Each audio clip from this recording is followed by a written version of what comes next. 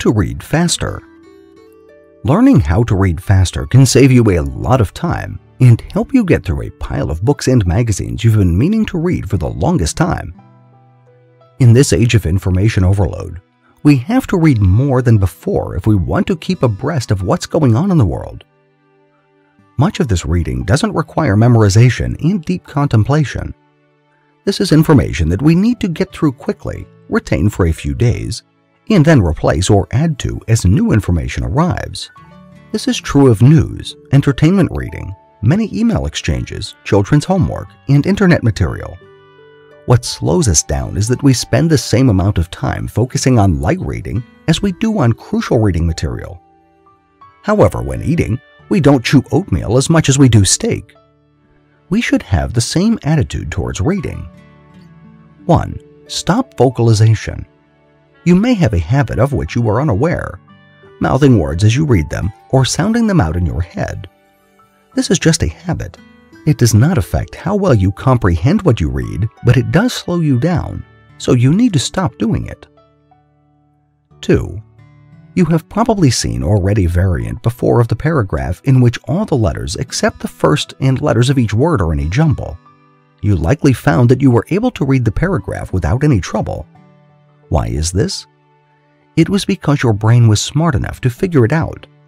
The fact is that you can read whole words at a time, and from that, whole sentences. When reading whole chunks of text, take them in as chunks, not as individual letters or words. You may think this is impossible, but with constant practice, you will find that you can do it. That's one quick way to read faster. 3. Don't dawdle. This requires you to train your eye and practice constantly, because as you learn to read, you develop certain habits. They include vocalization as described above, stopping between sentences, going back over what you have already read, and frequent eye movement across the page. All these habits disrupt the smooth flow of reading and slow you down. 4. Practice, practice, practice. As you move from one reading technique to another, you will find that your speed increases at the expense of comprehension. This is to be expected because you're undoing years of habit and forming new ones. But as you practice speed reading, you will also challenge yourself and develop new ways of absorbing and processing information. Eventually, you will learn to improve your level of comprehension. 5. Pace yourself. Time yourself to see how long it takes you to read a few pages of text, and then challenge yourself to read more than that in the same length of time. To make sure that you are taking in new material, read new pages. Don't go over those you've read before. Use the techniques described above. 6. You may want to use a tracker or pacer, something that will remind your eye to move on at a constant pace.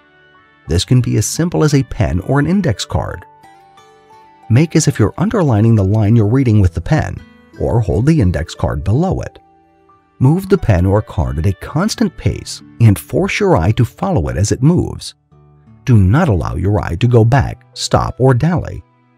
This will train it to move at a constant, consistent pace. Master the techniques described above, and you will be well on your way to learning how to read faster.